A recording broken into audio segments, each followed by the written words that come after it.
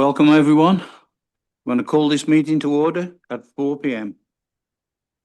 Adoption of the agenda.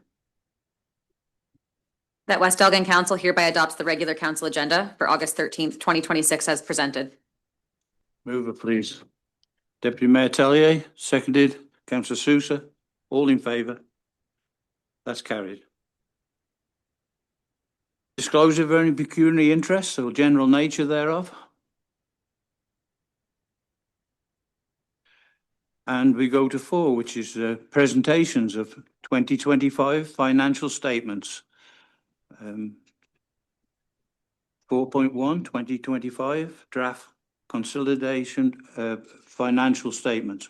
Christine, could you please take it from there, please? I will. Thank you very much. All right, I'll go through the financial statements as I normally do. Please don't hesitate to ask me any questions if you have any. I'll turn this a little bit so I'm not coming over to you.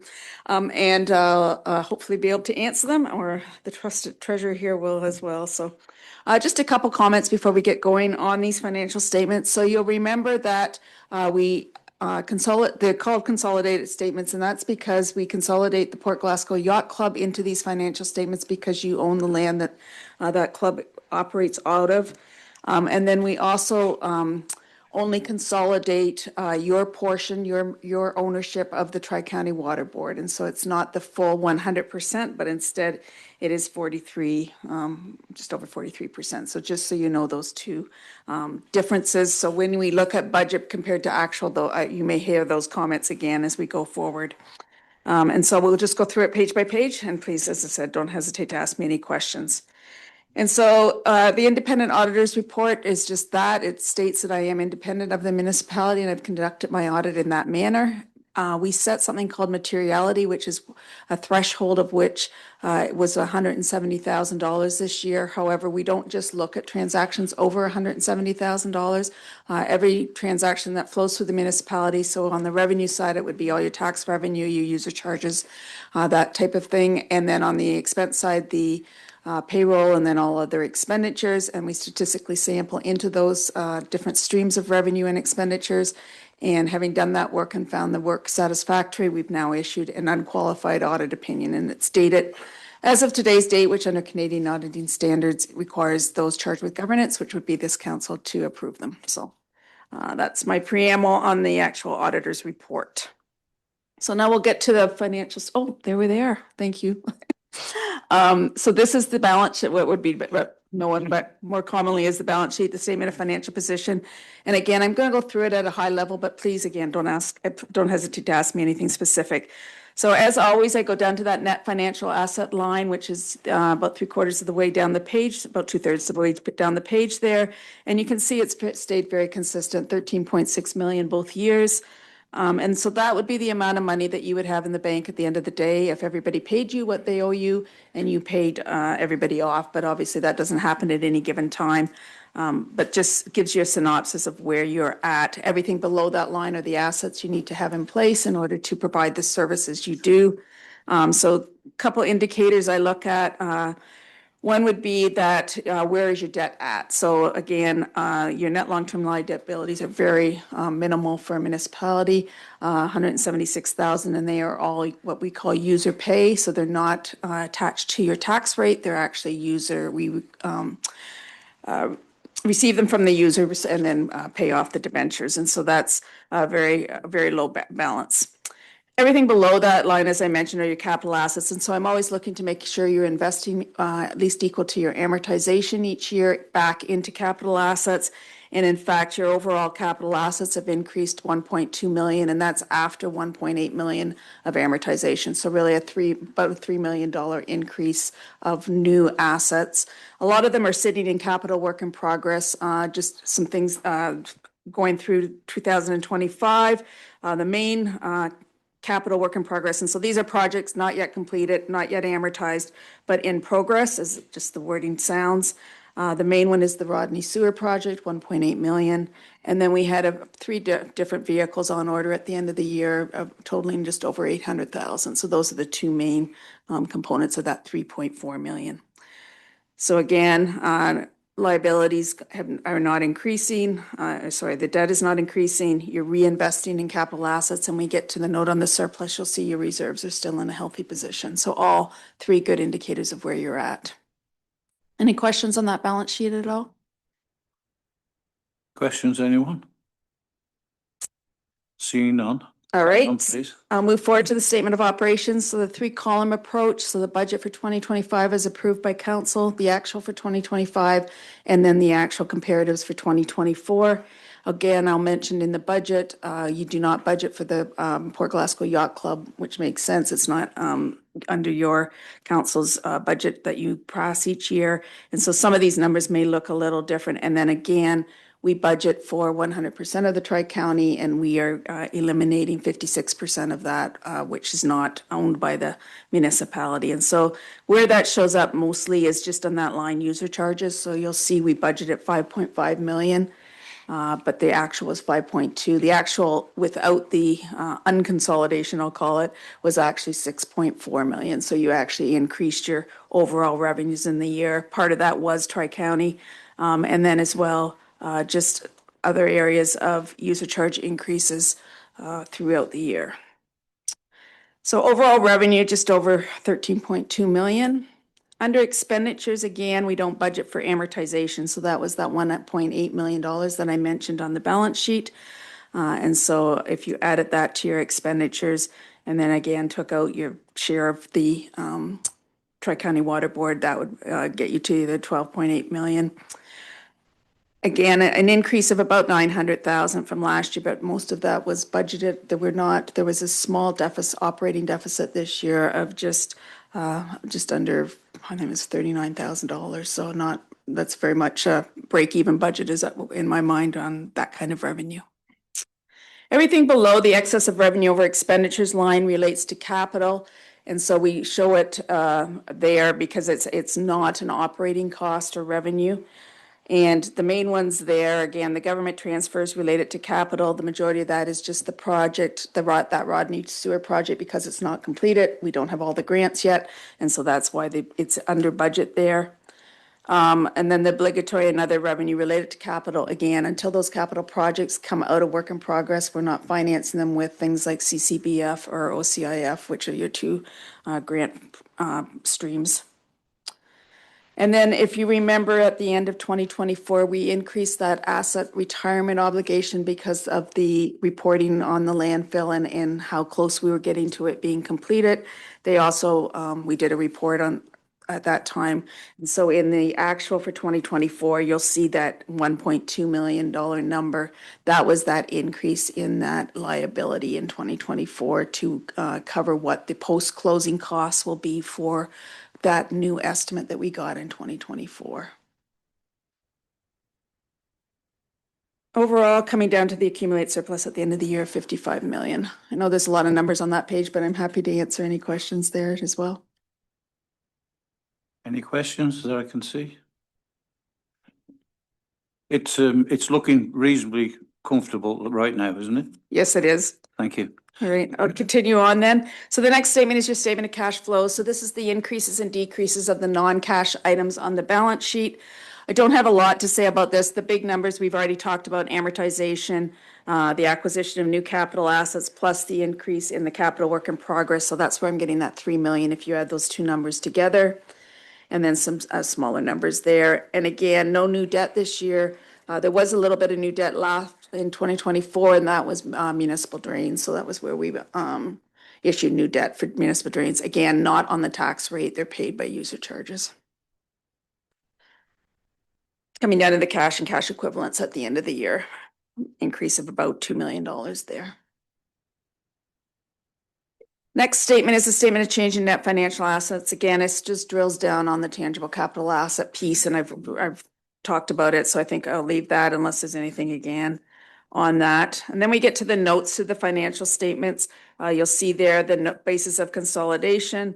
You can see what we talked about, what I've already talked about as far as what's consolidated and what isn't.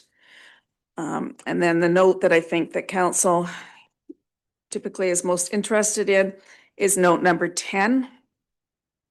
And so this is a breakdown of the reserves, reserve funds, asset retirement obligation, and then the investment in tangible capital asset. And so of the 55 million, you can see a significant 42 million of that is invested in tangible capital assets. So it's not like you have operating surpluses there. And then the reserve and reserve fund balances have stayed fairly consistent with that $3 million of new assets that we've purchased. They have gone down a little bit, but overall, pretty consistent. Again, I'll tell you what I tell all of my municipalities right now, and we talked about it at the Tri-County Water Board as well, for those of you who are there. It's just tangible capital assets. The reinvestment in capital has to happen, and it's a costly thing nowadays. And just the cost of petroleum alone, what it does to the cost of all the various components of new buildings, everything. And so just keeping in mind that we need to continue to build our reserves and for those future projects, because there just simply isn't many grants out there anymore. And then two other things. So the note number 14 talks about the asset retirement obligation, which is the landfill, which is, again, I know there's going to be a new reporting done in 2026, I believe, on just how much capacity is left there. Continue to monitoring that. And then note number 16 is just the new DCs and making sure that we issue DC charges when appropriate under the new bylaw. And at the back are two schedules. One is the breakdown of the tangible capital assets by component. As you can see, roads and bridges and environmental systems are the majority of your assets, which is expected. Buildings coming next. And then the last schedule is a segue between these financial statements and the FIR that gets filed with the province. So it breaks down every revenue and expenditure by function. And these functions are defined by the province. And so that FIR will be coordinated with your treasurer and be filed within hopefully a couple weeks from now. So that's what I'm anticipating. So that is a consolidated financial statement. I did have a couple things. We talked about the DCs, and also just, I know your treasurer is working on reserve fund. I know you had a special meeting on that.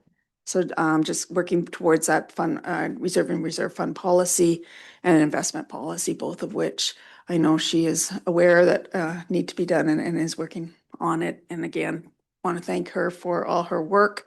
It was not an easy year for all the staff. And so just want to thank them for pulling together and getting this done. If you remember last year, I didn't come to you until October. So even without a treasurer, with a treasurer walking in with not even having been here in the year that we were auditing, and she's done a great job. So I just want to thank her. And then I have a trust fund financial. Do you want to approve the first one first, or do you want me to keep going? No, keep going, please. The next statement is your trust funds. And so there's two trust funds. One is the Shyloff, and hopefully I'm pronouncing that right. It was a bequest that was left to the municipality. This goes back to Aldborough days of $1,000. And so we just add some interest every year. And then there's the cemetery trust as well. And so, excuse me, there was very little activity this year, as you can see by the statements. We went from $344,761 to $344,795. And so the only comment I have on these financial statements really is I think it would be good if we invested these monies unless they're going to be spent in the next year in some sort of an interest-bearing account. Okay, thank you. Thank you very much. So any questions from council? I know it's an awful lot for anyone to get their head around. It is. It's a lot of numbers. And I do echo what you said about our treasurer.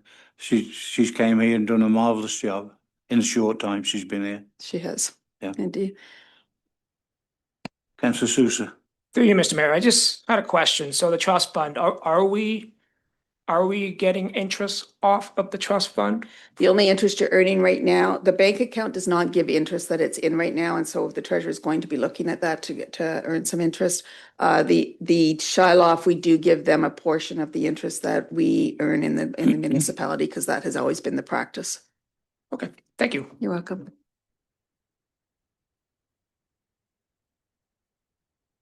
No more questions? I will say one other thing, if that's okay, Mr. Mayor. I just want to thank you. I understand you may not be here next year, and so I just want to thank you for all your support. We've think we've worked together for a number of years, so I appreciate all of that over the years. Yeah, thank you very much for your service.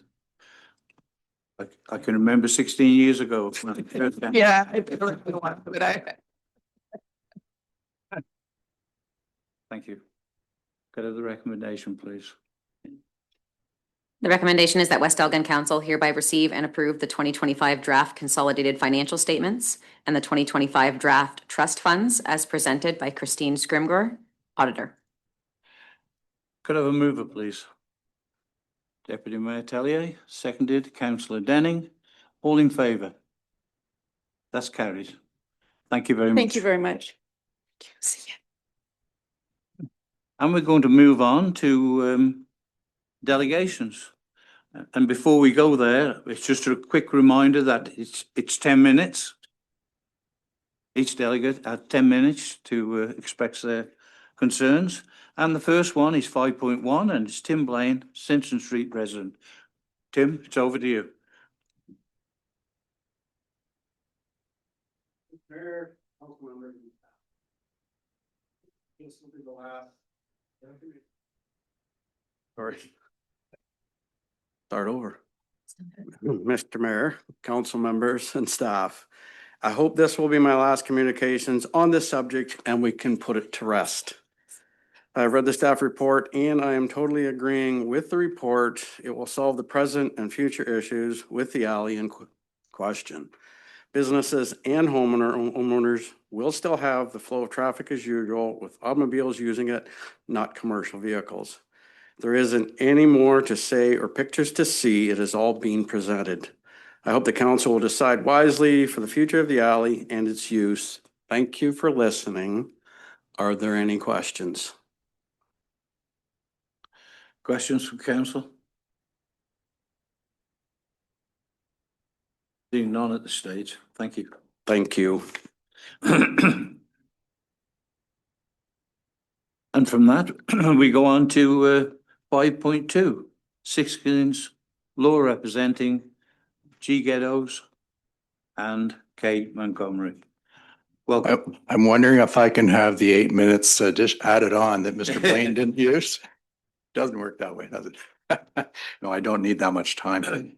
You recall that from my appearance here at the end of May, that I represent two property owners at 151 Mariah Street, whose property is adjacent to the laneway. And first, as I stated the last time we were here, my clients, and I think probably everyone here, they're great supporters of the Rodney market. You know, it's wonderful that people have invested in this community and are undertaking, I understand, possibly further investment, and everyone wishes them great success. And I suspect they will be very successful.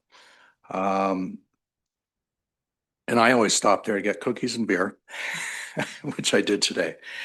But the success obviously can't be at the expense of safety or risk of harm to property or individuals. And that's why in my submission that I filed last week, I included a copy of the video. Mr. Kirby had asked in his submission if he could see any video. And so I provided it to him, and with my submission, I didn't know if council had seen the video or not because it did come in, but I don't know what circulated to council prior to these meetings. And so I wanted to make sure that you saw that video as well, which is only about 19 seconds long. But just to see that the situation arises when a pole is struck, you can see it wavering back and forth, and you have to wonder how many times it can be subjected to that before something unfortunate occurs, and hopefully that will never happen. But it's something that has to concern everyone in this community. Especially since it would be occurring on municipal property. And everyone is aware that this has been happening. The staff, your staff has studied this issue carefully and had an opportunity to speak with all interested parties. And they've come up with a recommendation, which the owners of 151 Mariah Street fully support. They think it's a good balance. A large part of that recommendation actually came from the Rodney Market, and I thank them for that. And then staff added things that concerned them, which I think are focused upon the risk of on safety issues and the risk of harm to property and individuals, and how that needs to be addressed for the long term. So I note that Mr. Kirby's, in his response, he was asking about a survey, et cetera. And we're happy to see a survey, but I don't think anything turns on a survey. You know, that there's infrastructure such as Mr. Gandero's drains and things like that, which may be on municipal property or maybe on private property, wherever they're located. Nobody wants to see things like that damaged. Everyone has the same interest to avoid damage to property and unsafe issues. So I guess I can only conclude by saying that we hope that the council will adopt and support the staff recommendation. Thank you. If there are any questions, I'm glad to respond. Any questions from council? So no, thank you very much. Okay, thank you. With that, we go to 5.3. Kirby Law, representing Rodney Market.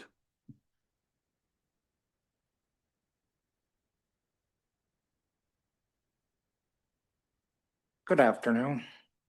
Good afternoon. It would seem we're almost there. Again, there's some minor differences, very minor, I would suggest at this point. I don't know if you actually did get a chance to see the video that Mr. Morrissey referred to. It's almost one of those ones that should make a YouTube video. Makes you wonder if the particular driver should have a license. But our concerns are after the 18-month period, like the first 18 months is fine. Again, I'd like to stress what I think is importance of getting a survey. Since a laneway has been marked, I'm not aware of anybody going on to Mr. Gandero's drains, and I do think they are on Mr. Gandero's property as best we can tell. But the only way you can tell that with certainty is to get a survey. So I would really appreciate it if the town would undertake that. Other than that, the solution suggested by the staff, it is basically in alignment with what we've been proposing from day one. And Mr. Morrissey acknowledges that. So then the only issue becomes at 18 months, do we pack it in and say, well, we're going to close the whole laneway or to deliveries and that.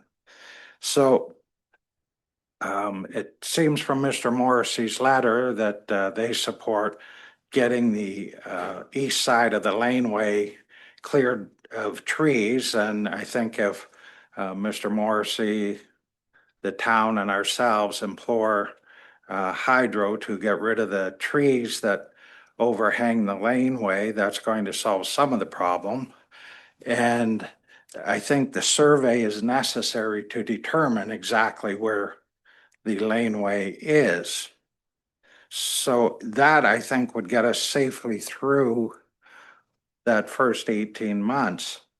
Then at the end of the 18 months, you're being asked to close the laneway to loading totally and just have it as a thoroughfare from what I understand.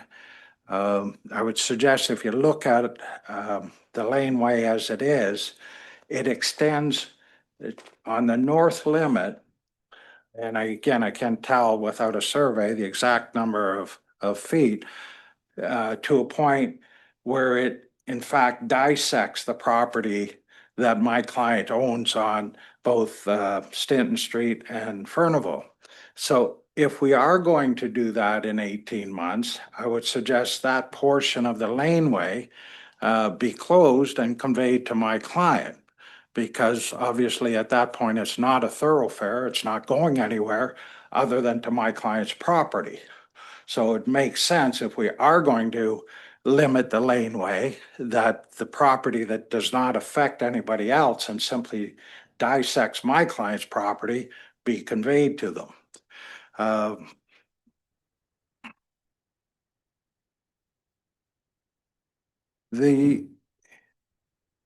I think, and I commend staff, like they appreciate the importance of the Rodney Market to the community.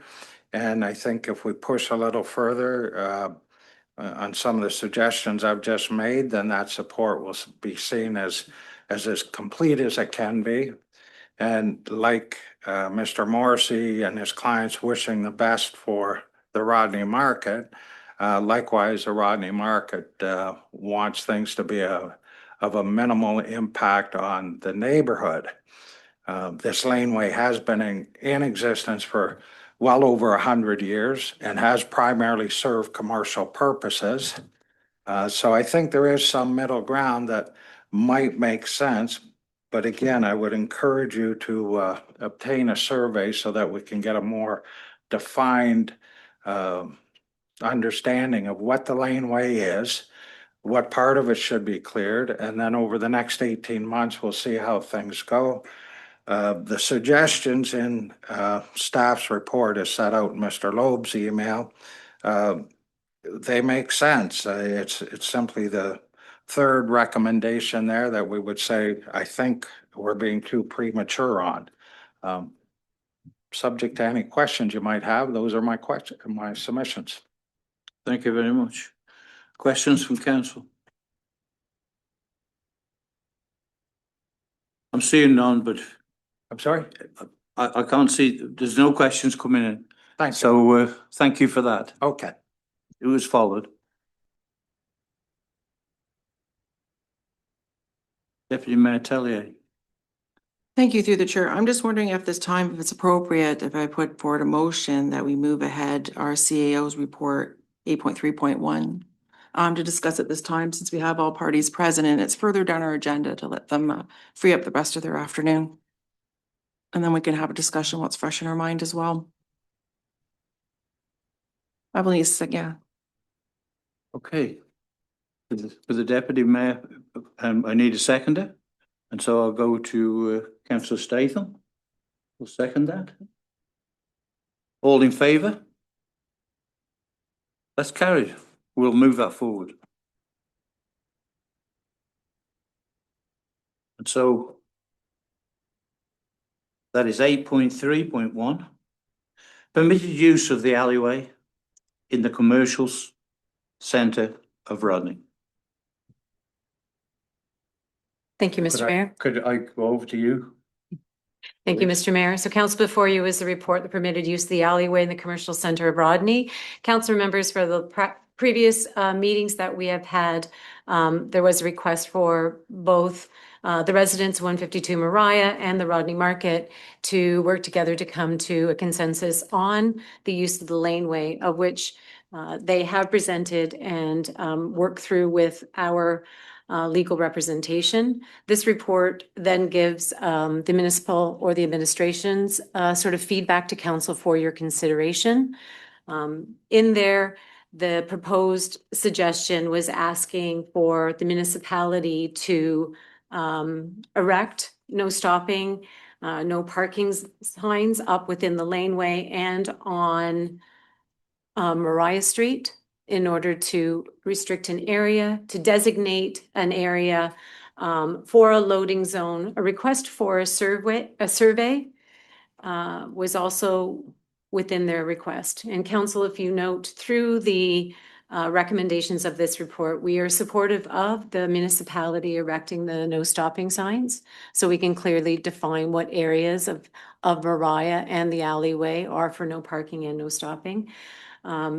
We are not supportive or would not recommend to council that we designate the laneway to be a loading zone. And the reason for our recommendation is that is municipal property. And best practices, as further noted within the report, best practices as commercial retail property owners or owners should be undertaking all movements of sort of truck and loading activities within their own property. The reason for that is that the assumption then of liabilities and repair of that property being ours fall to us, yet damage and use of is by a property owner. And that's why we wish for them to take on all of those truck turning moments, all of their entrances and exits on their own property. Similarly, why we would not be recommending for a survey to be undertaken, because the survey at this moment in time is not to the benefit of the taxpayers of West Elgin. It is not for the use of our taxpayers. It is for the specific use of a commercial property. Though we do note that what we would recommend a proper use of us obtaining a survey is if at any time council wants to declare the land surplus, or if they wish to dispose of the land or use the land for its own purposes. So that's why the recommendation to not have a survey has been put forward at this time. The report also recommends that what we do is, for council to consider at this time, is to allow the laneway to be operating as both parties have suggested, but for a period of 18 months. And that period of 18 months then provides the Rodney Market with some opportunity to start to address how they can accept and allow trucks to do turning moments and all activities on their property. So what changes do they need to make to their property or properties to allow for truck traffic? What we are recommending to council is in support of them looking at this and moving towards setting up their property to address loading and unloading activities, is that if it required any planning or building permits, that the municipality of West Elgin would waive all of those permits that would be under our purview. And therefore, we would be supportive to help facilitate them move these changes forward.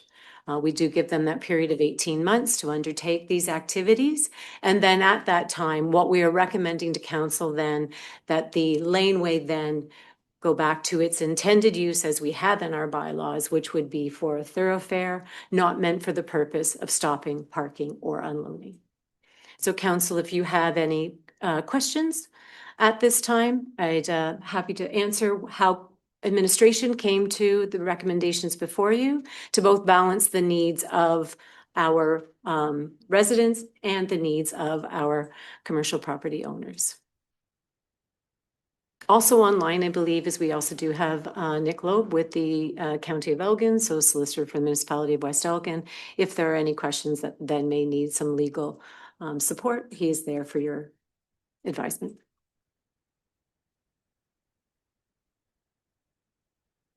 Questions? Yes, Councillor Denning.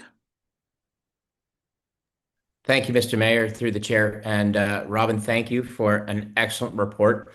It seems to me to be an incredible effort and compromise here. And I'm very supportive of it. There's just one question I have, and that's the part where the recommendation to create unloading zones on Furnival Road in front of the market. And I know that that's part of the compromise, but my question to my fellow councillors is, does that solve a problem, or does that just move a problem into somebody else's neighborhood? Parking is limited in downtown Rodney for the variety store, for the bank. I know that the proposed unloading area on Furnival would say 5 minutes only, but I just question if that's just creating a different problem. And I'd like to hear everybody else's opinion on that. If I may, Mr. Mayor? Yes. Thank you, Councillor Denning, for bringing the point forward that I did not highlight within the report. And yes, so the designated loading area would still allow for parking to occur, but it would be limited time parking, much like you would see in many other cities in their commercial centers. You designate parking areas. So the parking is there, but for a limited time for 5-10 minutes, because it becomes a designated loading zone for those commercial buildings around those parking spots. Deputy Mayor Telley, please. Thank you, through the chair. Thank you so much, Robin, for once again this detailed report, as always. I'm wondering about also the loading zone issue. So 5 minutes parking, one, who will manage that and be looking at that and overseeing it? And two, will we have signs as such? Or is that something we find out when we send it off to the county to designate that? Thank you, Mr. Mayor, if I may. So our understanding is that we would then have to send a letter notice to the county for the county then to then update their bylaws in order to designate those as 5-minute parking only loading area. And then signs would then, yes, have to be erected within that. As far as management of those spots, like all of our bylaws, they are complaint driven. And so if there is complaints of which we're seeing habitual use, then we would then have to either call OPP or our bylaw officer to the management of those spots if we find people are parking longer than 5 minutes. Okay, thank you. I'd just like to thank the two parties for coming together and coming with some sort of solution and an agreement, at least for now anyway. And then in 18 months' time, we can look at things in a completely different light. So I thank you for that. Councillor Statham. Thank you very much, Your Worship. And thank you to the administration. I think our admin team has done a phenomenal job of finding a reasonable middle ground here. And part of that, I want to acknowledge that the Rodney Market is a really important part of the community. For many residents, especially those without access to a vehicle, I had phone calls today from over a dozen residents that were concerned. It's an important source of groceries and services. So I think it's important for us to support the market in finding a workable solution. At the same time, I think that the administration is correct in that the long-term loading operation needs to be accommodated on commercial property rather than transferring the cost, liability, and infrastructure burden to the municipality and the neighboring residents. The issue that I'm having is with the 18-month period. So can staff confirm what exactly happens after 18 months? If I might, Mr. Mayor, so the 18-month period is then to give Rodney Market opportunity to look at their site plan or site plans, to look at any sort of amendments that they need to do, to apply for any permits that need to be applied to adjust if they need to make any adjustments, or they can look at their lands and adjust within the property right itself. Municipality certainly will help to facilitate, to make sure if they require any sort of permitting or plan changes, to help them expedite that. But then the 18 months is for them to implement, make changes in order to accept loading and truck movement onto their property. So at the end of the 18-month period, are we moving to make it, we're going to close the alleyway to truck traffic? It would be the intention that what we would do is hopefully they would be in the position of which their loading zones would be ready, or direct movement of trucks to their loading zones would be addressed within that 18 months. If we get to the end of the 18 months, then I guess if we are not there, then a report would have to come back to council for their reconsideration for, if needed, possible extension, or to draw the line and say this is the movement. But right now we're setting a date so that it gives us something to work towards. And then hopefully it gives us everyone, both municipality and the Rodney Market, to understand that we have a time period and a timeline of which we can then implement those changes.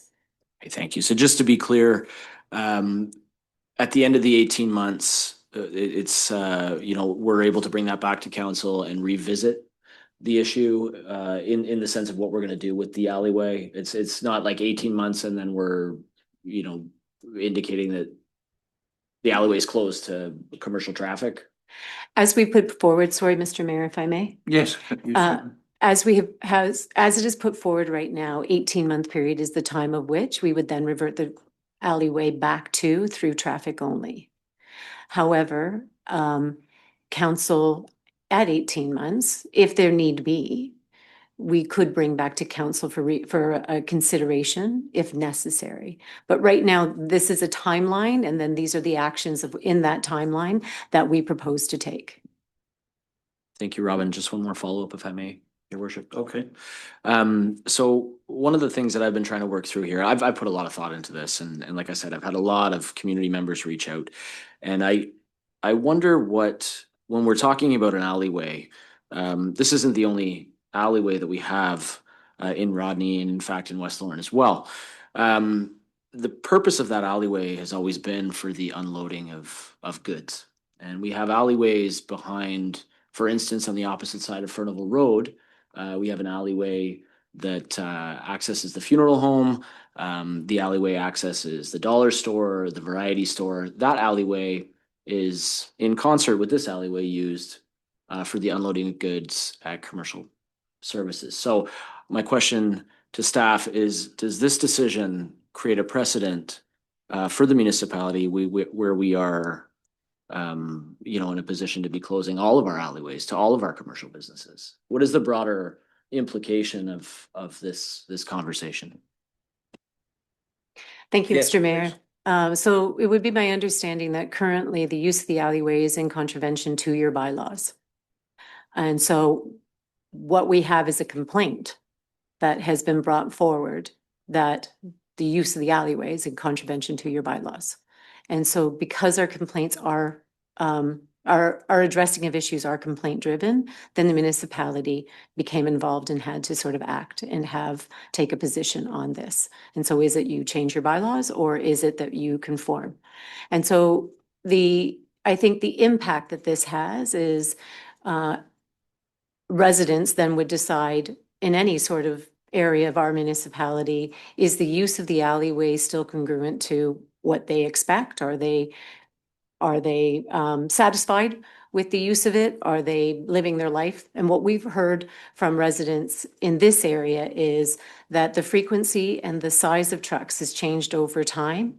And that change now has had a significant impact on their value of life. And they are asking now for council to address that while a bylaw may have been practical, or the avoidance of opposing the bylaw may have been practical 10, 15 years ago, it now is at the point of which it is impeding onto their enjoyment of life. And much like any type of rules or regulations that we have in our municipality for all of us to live and abide by, they change over time because people change. The use of our communities change, the size of the trucks and the frequency of trucks coming into our communities change. And so then that's an opportunity for us to look at and say, should we be abiding by those rules, or is it time for us to change those rules because time has changed? So to roundabout way of answering your question, if other alleyways in our municipality have a similar impact onto those who abut to them, then they should be putting in a petition to the municipality to say, hey, there's a bylaw infraction, or there's a bylaw that is no longer practical or useful for the way that it's being used today. Thank you very much, Robin. I think you did a great job of answering that question. My concern is that we're opening a can of worms in this particular case. So I appreciate the thoughtful report. I think if we can move towards an 18-month transition period, allow the market to come up with a workable solution, and at the end of that 18 months, if council can then return to this issue and sort of reassess where we're at, I think I would be in support of the recommendations from staff. Thank you. Thank you. Can I, Councillor Denning, please, and then. Thank you, Mr. Mayor, and through the chair, Councillor Statham has brought up a really good point. I won't be on council 18 months from now. It'll be another council's responsibility to finish this up. So hypothetically, in the event that Praxair, who delivers oxygen to Rodney Ambulance Base down the alley, which only has one way to access the ambulance base, which is backing up the alley, and there is no space for that oxygen truck to leave the alley to unload. If somebody else down the other end of town expresses a similar concern, what does that represent to Rodney Ambulance Base? So to Councillor Statham's point, this could open up a can of worms and set a precedent that creates a bit of a ripple effect that could impact other businesses and residents in West Elgin. So I'm very, very pleased with this compromise of 18 months. And I just wanted to put that on the record that for the future council to be mindful of that. Thank you. Thank you. Councillor Sousa. Through the chair, I just had a question. So the county of Elgin, do we have any guarantees that they'll approve of the designated three parking spots? I'm just worried because I saw the video and the truck sizes are significantly large. And I'm just worried about parking on Furnival and the amount of space there is around that area. Yes, If I might, Mr. Mayor, we have been working in conjunction with the County of Elgin, being that our solicitors are through the County of Elgin. And so I would say there is very strong and high probability that this then would proceed through, be it that they had conversations with the planning department and the roads department with at the county we would not be bringing forward a suggestion had we not had some assurances that it would be a viable one. Thank you. Thank you. Deputy Mayor Tellier. Thank you through the chair. Yeah, I received, as Councillor Statham has stated, I'm sure other councillors and everyone else on council and staff had many phone calls in regards to this, wondering exactly what was going to happen. And many people worried about losing our grocery store, which is not, as far as I understand, something that's happening. So there's many working parts to this, and everyone has been working together, as we see from all the reports and such. Our solicitor, the county, our staff, the solicitors for the parties involved. And I think this compromise is a great thing. And in 18 months, the council at the time will look at that and go from there, and the staff at the time the same. What I'm wondering about is, Councillor Statham brought up about, are we setting a precedent? I see every alleyway in West Elgin is different, a different use over time that has changed. And as our CAO and as our bylaw says, it's complaint driven. So if those people that are adjacent to or around a alleyway within West Elgin at the time feel that use has changed, then they're welcome to come forward. But at this time, we don't have anything like that. Everyone seems to live in harmony. So kind of hip you, but anyway, so so I just really appreciate everyone's effort to look at this and to work together for it. I think it's been a wonderful collaboration on all parts. So I think it'll be a great thing in 18 months to see exactly where we're at and where that alleyway ends up. Okay, thank you. I feel personally, if we can't reach a solution in 18 months, there's something radically wrong. And I'm sure that we can. Thank you. Mr. Mayor, if I may just get some clarity, just because of conversations that have been had. The 18 months is time for us to set a timeline to start implementing those sort of permits and site plan amendments that would need, if they need to be made, because the Rodney Market may look at its current property or properties and determine that they can adjust their movement of trucks as it is today. But if necessary, it gives us a timeline. This is not to say in 18 months, then we make a decision. This is saying, here's our decision, and we're putting an 18-month timeline to start moving towards adjustments of change. That's the way it should be. Yes, Councillor Statham. Thank you, Worship. My apologies, just one more question. What would it look like, I know Solicitor Kirby mentioned conveyance of the remainder of the laneway if to the market. I just wondered if that was something that we can have staff look at going forward. I think if the remainder of that laneway only accesses their property and there's no other properties that are involved, perhaps that would provide them with the additional commercial space necessary to complete their unloading within their own property. it might assist the market with finding a solution. So I just wondered if that's something that maybe we could look into. I know that land dispersals and declaring land surplus is a lengthy process. And I just wondered if that's something that we could look at investigating.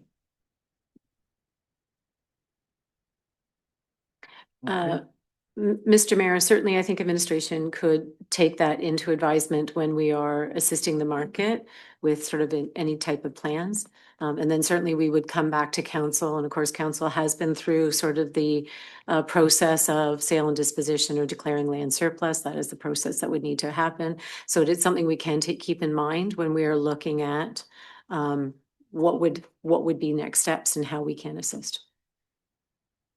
Yeah, because this conversation isn't just finished today. It's going to continue on until we get the solution that's needed. I think, Deputy Mayor. sorry, I spoke in a turn there. I think I just wanted to see the process, be sort of solidified and started so that, 18 months from now, we're not saying, okay, let's now look into this, or even 6 months from now.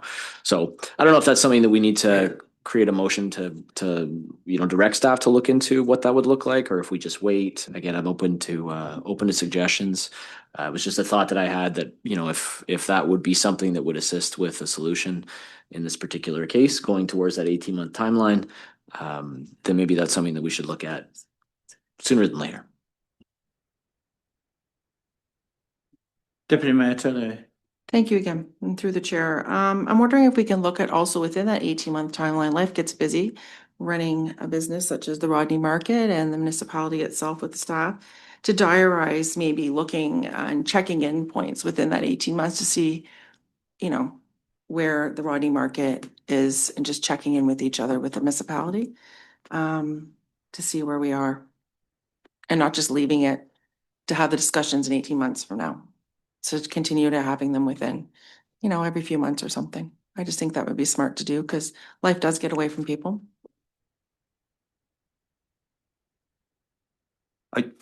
Councillor Sousa. Through the chair, I agree with both Tellier and Statham on how about a monthly report? Like, why can't we get a monthly report? What's going on with the back alley? I'm willing to put a motion in for that. Let's get a monthly report. Keep on top of things and make sure we're progressing and not at a standstill. Thank you. If I might, Mr. Mayor? Yes, please. So, and Mr. Loeb may have to assist me with this. This report is structured in which ways that council is working within the things that they can do. And it's setting up a timeline of which giving the market a projection of which we are recommending. We're saying, here are the things that we can do, but we can not tell the market that they must do.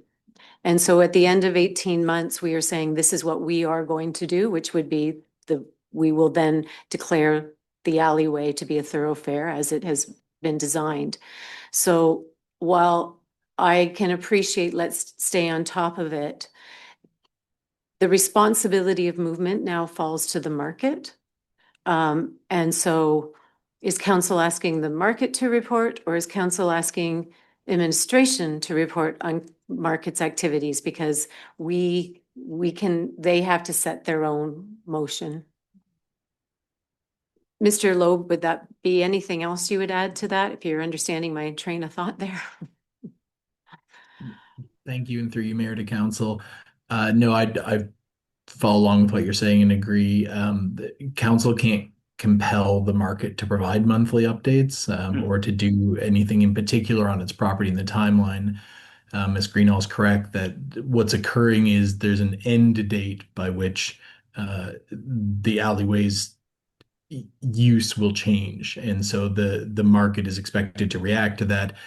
How quickly they do it or how they go about it, the municipality doesn't have authority over in terms of what they do on their own property. Okay, thank you. Yeah, within my statement, I wasn't meaning we call them up all the time and ask, hey, how's that going? More like, I see it as in layman's terms that we've given them homework to do and to get to that point at the end of the project. to get to where they need to be at 8 months, but 18 months. But to just check in or something would be great and not just leave it. And then the 18-month mark comes and we're at a different point again. Just within the time frame of, just like you would our roads, we check in with our roads, we check in with different things. Why can't we check in with this? I have heard what you both said. I understand what you both said. It's not like I've misinterpreted it. But you give someone a project or a deadline and you check in with them all constantly. It's just good practice and it's just makes sense. So it might not make sense municipal and the solicitor world, but it makes sense in the actual world. A monthly report, in my opinion, is far too much.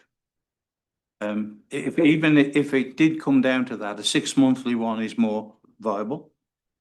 And I know that we've got people in the audience there that are going to remind us anyway.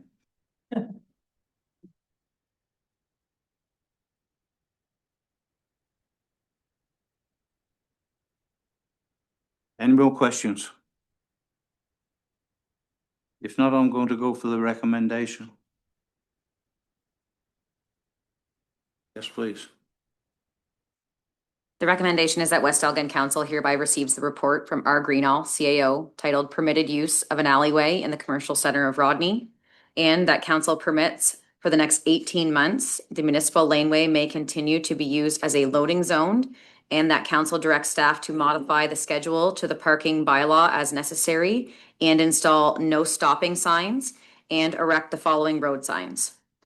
1 meter north of the entrance to the northernmost driveway of 152 Mariah Street with an arrow pointing towards Mariah Street, and 2 on Mariah Street in front of residents at 152 Mariah Street.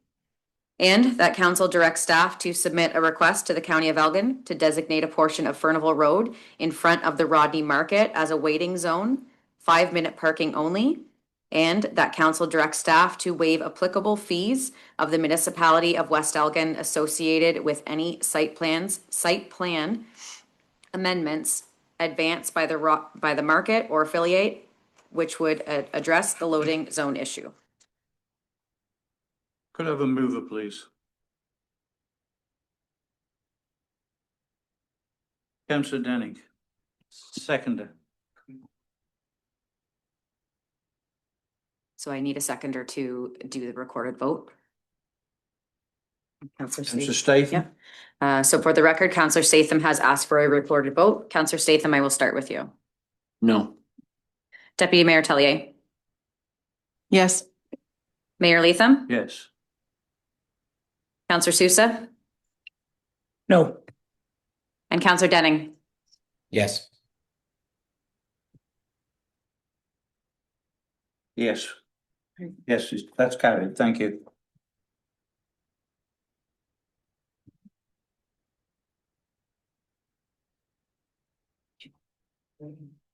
We'll go for 5 minutes break right now.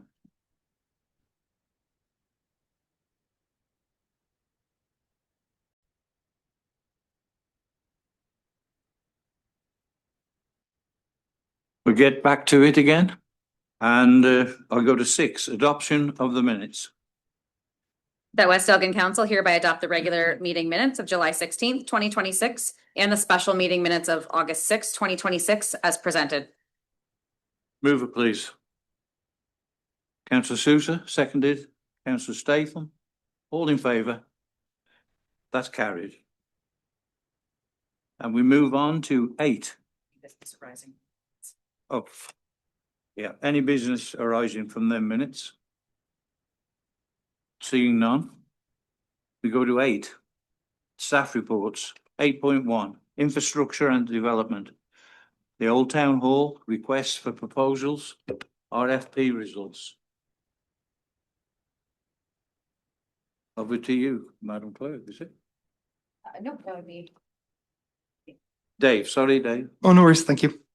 Through your honor, I'm bringing this report to council to seek approval for awarding consultant service for the rehab of the Rodney Old Town Hall. Council previously directed staff to move forward with the completion of the final design plans with a budget not to exceed $200,000. and to proceed with the previous, and to proceed to tender and final construction costs to be brought back to council. The RFP that we submitted out had provisional items for tendering and construction services admin as well in this price that's submitted. We reviewed 8 different consultants' RFPs and came back recommending A Plus Link to do the work for our work. Their RFP was better than everyone else's as it was laid out. They had the highest overall score with a construction with a price of $194,200.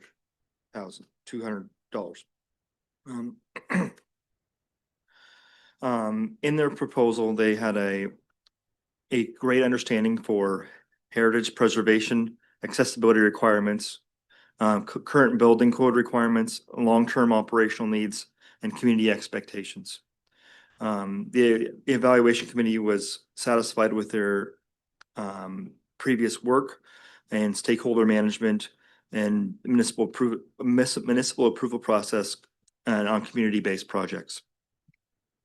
Does anybody have any questions on the request? Questions from council, please.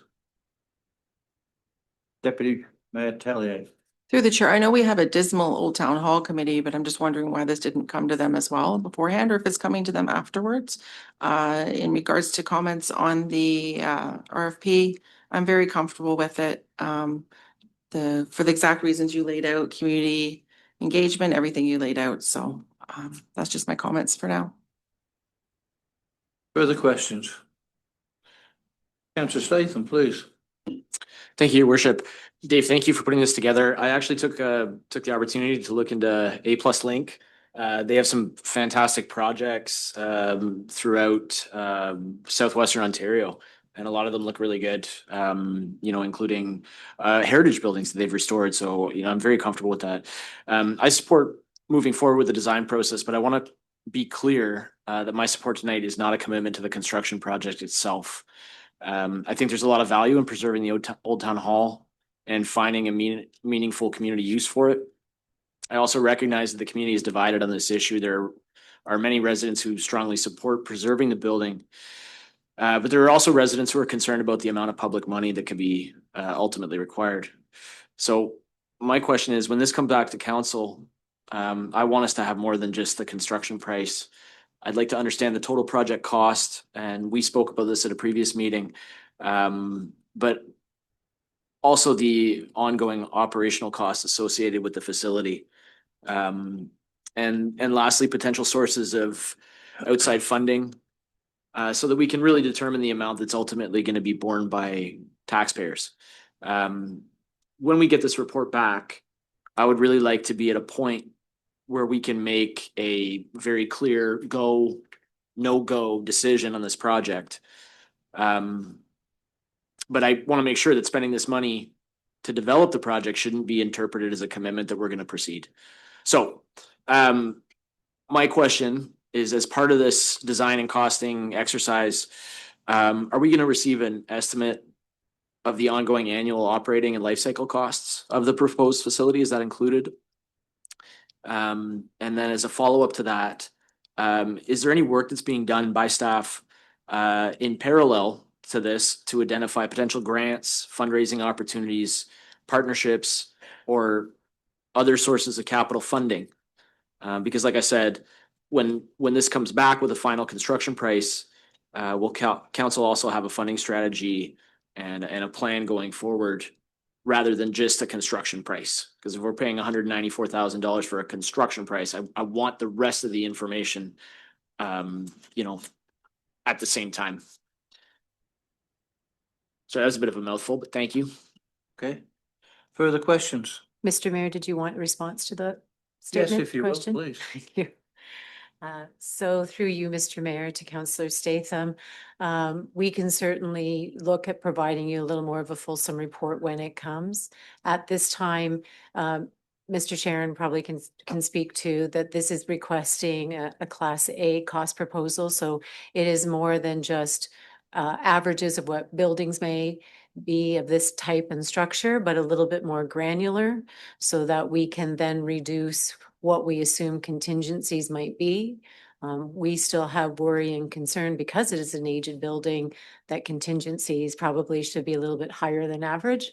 We certainly can look into what the use of the facility would be. We could probably sore thumb operating. That building has not been in use in several years.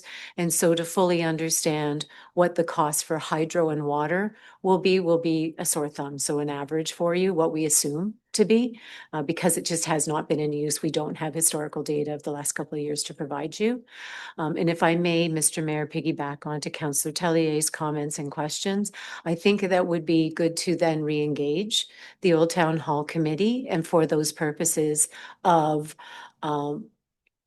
what external funding. Right now, we have a grant, and that's sort of the urgency for us to address this issue. We did not engage the committee because we were looking at the terms of the grant as we had today, and so we put the RFP out so we can meet grant terms. But certainly we can re-engage that committee then to answer those questions. What are fundraising opportunities? What are other grants that maybe we could look at or apply for? What other opportunities? So that would probably be a very good use to re-engage a committee for that purpose. I have taken down your notes so we know how to provide a fulsome report, whether it be to this council or the next. And then also to include that sort of what are the ongoing at this moment in time. Council, if you remember our previous report, noted that council would have to determine where its portion of the cost, because the grant is not a 50-50. I believe it's 70-30, 69.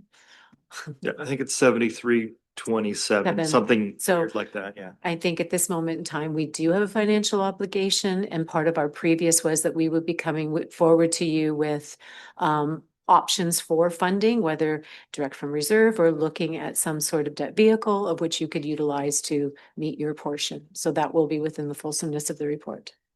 Thank you, Mr. Mayor. Thank you. Thank you for that. Yeah, follow up. Thank you, Mr. Mayor. Just one more question, really quick one.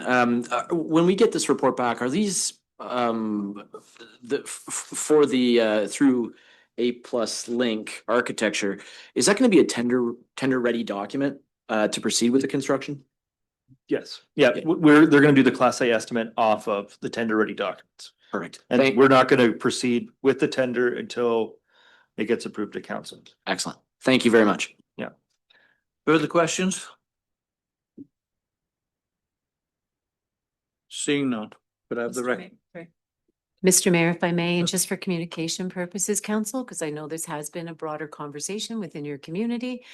As council remembers in our previous conversation that the funding from this council was directing to come from your rate stabilization reserve. That, I believe, Madam Treasurer, that was not included within the budget, 2026 budget, but council has at its own discretion the ability to direct staff on how it wishes to make payments. And that was our recommendation to you. I believe this was back in May, June. And just for clarity, that council understands that the cost and payment for this, that is where it is coming from. Okay. Yes, Sam, please. Thank you, Mr. Mayor. Yeah, I just want to reiterate what Robin said. So if you take a look at any of the 2026 proposed and approved reserve schedules, this Old Town Hall engineering work, none of that is included in the reserve transfers that were approved for tax rate stabilization. So if you were to take a look at any of those transfers out, just wanted to make that clear, that's not in there. In the reports that were published. Thank you. Councillor Sousa, please. Through you, Mr. Mayor, just a question. Are we sticking with the original plan for the town hall? Like, I can know we're spending a lot of money here. Is the library still interested in going in the bottom floor? Are we still gonna utilize the stage? Is there a plan in place? So if I may, Mr. Mayor? Yes. That this will be as to meet the requirements of the grant, the renovations would be as proposed. So we will meet with the committee to make sure that we are reflecting what was originally proposed, but this is not a significant change from that original plan. And that's because we have a grant in place and we have said, and this is how we're spending the money. Thank you. Thank you. Further questions? I'm seeing none, so can I have the recommendation for that, please? The recommendation is that West Elgin Council hereby receives the report from Dave Sharon, Manager of Infrastructure and Development, and that council award request for proposal RFP number 2026-02, Rodney Old Town Hall Consulting Services, design, cost, estimating, including provisional tendering and construction administration to A+ Link Architectural Inc. in the amount of $194,120, excluding HST. And that the mayor and clerk be authorized to execute the necessary agreement and associated documents. Mover, please. Deputy Mayor Tellier, seconded. Councillor Denning. All in favour? That's carried. And that takes us on to 8.2, Community Services and Clerks. Miller Park, Bull Diamond Fencing. Thank you, Please. Mr. Mayor. Through you to council, this first report is brought forward as a follow-up to previous council direction regarding the improvement of the Miller Park baseball diamond. The purpose is to present the competitive quotes that were received for new fencing and recommend the award the project to the lowest compliant bidder. So initially, council approved $30,000 within the 2026 municipal budget. So council directed staff to investigate improvements that could help attract organized baseball and softball leagues to West Lorne, including fencing and lighting. Staff have identified that the one light standard currently that requires replacement. However, that cost can be accommodated within the existing Parks and Recreation maintenance budget and will not come from the $30,000 fencing allocation. So we did obtain three quotes, which were actually difficult to find somebody that was fairly local that could do baseball fencing. So we did receive from Chain Link Construction for $18,500 plus HST, and then Simpson Fence Chatham for $30,465.64 plus HST, and then Simpson Fence London for $30,791.50 plus HST. Chain Link Construction is substantially lower, about 39% lower than the other two quotes. So important project. It's important to clarify that this project will be for the fencing improvements only. It has been noted since then some other requirements, kind of a wish list to bring the ball diamond up to the Ontario Baseball Association standards. So additional improvements, if council wishes to expand, those improvements would require further investigation, costing, and approval through future municipal budgets. Council, I would recommend a direction that we would prepare a report to explore the cost comparison versus revenue to ensure that the dollars that we're putting into this baseball diamond are then going to bring revenue back into our municipality. So I think that's all I have. If any members of council have any other questions or concerns. Councillor Sousa, please. Through the chair, I just wanted to thank staff, and I'm happy to see the cost came down. I mean, it's quite significant from what we approved. I just want to thank staff, and I think this will be great for our community. It'll hopefully bring the men's team back into town, visiting teams, tourism, helps promote West Elgin. I think that's very important. I just have one question. That fence, is it just for the fencing? Does it include the tubing at the top for safety? That does come with it, yes. Yeah, that is part of Good it. to know. Yeah. Thank you. You're No further questions. Deputy Mayor Tellier, please. Thank you through the chair. Yeah, this will be a great thing to have. I remember we used to have ball games all the time. I'm wondering if we should maybe hold back a bit. Hate to say that though, and see exactly what those requirements that you set out in your report would be to bring it up to the standards that are needed by the association.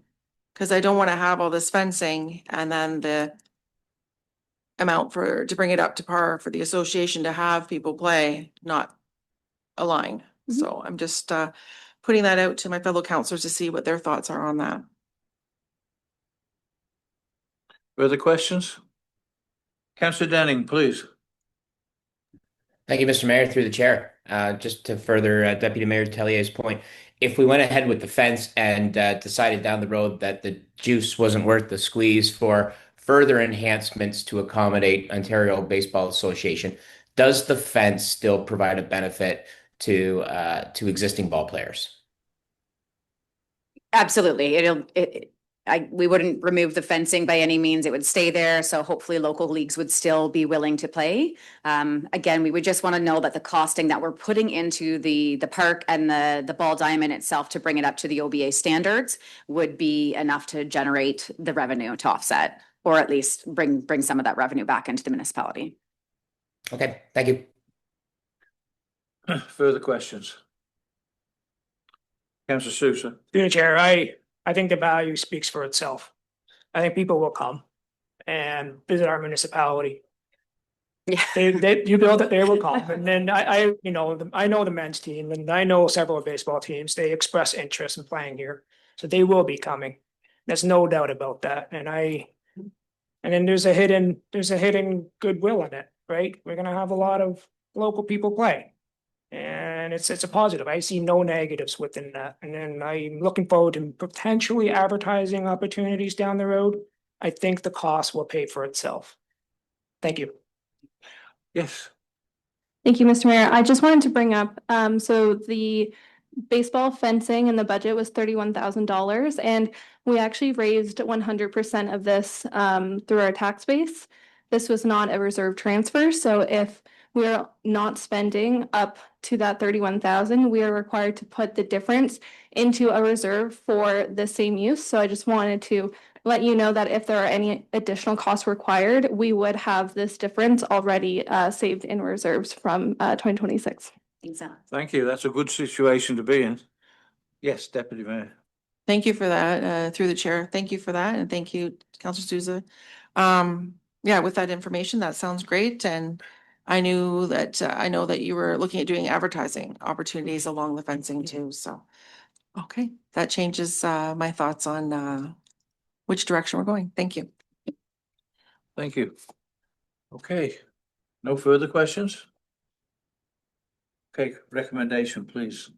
The recommendation is that West Elgin Council hereby receives the Miller Park Baseball Diamond Fencing Report from T. Toschuk, Manager of Community Services, Clerk, and that council directs staff to award the contract for the supply and installation of fencing at the Miller Park Ball Diamond to Chainlink Construction in the amount of $18,500 plus HST for a maximum project cost of $30,000, inclusive of contingency and applicable taxes, funded through the approved 2026 capital budget. Move it, please. Councillor Sousa, seconded. Councillor Statham, all in favour? That's carried. And we move on to 8.2.2, arena floor repairs. Madam Clerk, it's over to you again. Thank you, Mr. Mayor. Yep, this one is me as well. So just to summarize, we did the board replacement at the Beau Horbat Community Center, our arena. And with any project with a very old building and an old structure, there's always going to be some hidden things that come out. So just to summarize, what had happened is when they took the old boards out and replaced and put the new ones in, they had to change the radius. Our flooring itself and the boards around were also not in great shape. So unfortunately, the radius, there is a significant gap from between where the old one was and the new one. So the one proposal, the one asked of tonight is to have that completed. And we did receive a quote from Machado's General Contracting for a $6,400 plus HST. And they are ready to go in tomorrow. So they can have this completed and ready to go for the 2026-27 season.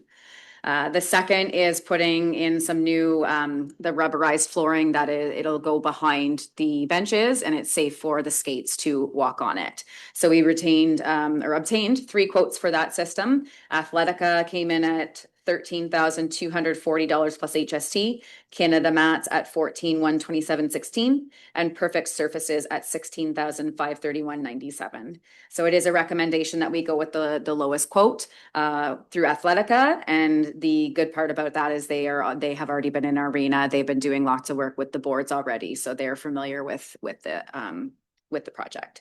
So the reason that I am coming to council with this today is that because in our 2026 budget, I did request for $20,000 for a full overview of our Zamboni. However, due to the timing of the budget, we didn't have enough time to send it away for the summer and have it back in time for September 1st for the arena to open. So what I am asking approval for tonight is for that $20,000 that was allocated for the Zamboni to now be allocated to the flooring to have these necessary improvements and repairs done. So certainly I'm open for any questions or concerns from any members of council. Yes, Councillor Statham, please. Thank you very much, Madam Clerk. So I have two quick questions. Number one, the Zamboni, I know we couldn't get it done this season, so you know, it is what it is. Is our Zamboni gonna make it?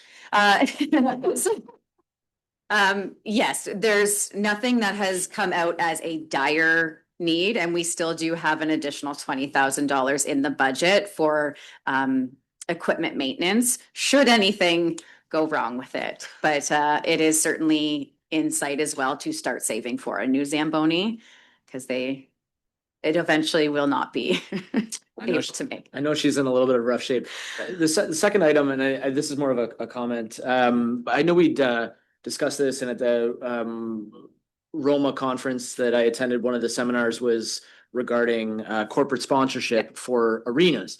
And I think, you know, not that I want to rename the arena, but it could stand to be something like the Bo Horvat Community Center, supported by whoever, Erie Flooring, or, you know, one of our community partners or a larger corporation. I think that corporate sponsorship is something that a lot of arenas and facilities across Ontario and North America are using to generate a little bit of extra revenue that would help to support some items like this. So I just wondered if, I guess this is I'm kind of segueing off of this, but if that's something that maybe we could look at going forward. I think that may be a way for us to offset some of these costs, and maybe the new Zamboni won't be as much as we thought.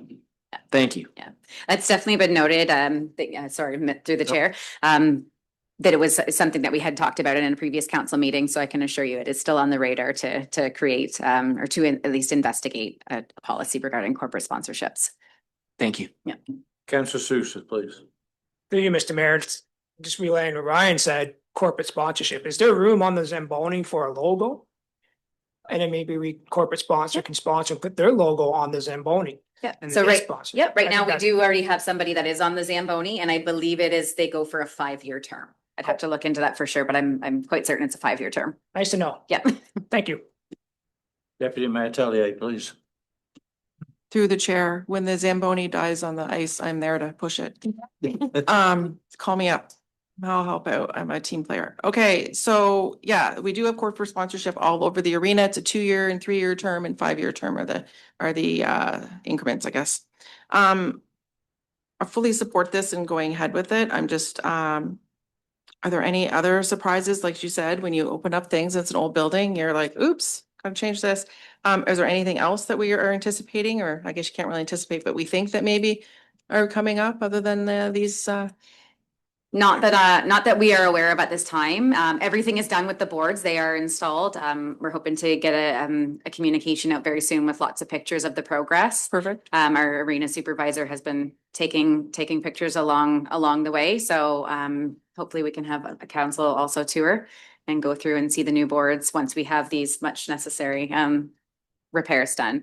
So as far as we know, there is no upcoming issues. The dehumidification system has already been done, which was a huge improvement. But yes, with the age of the building.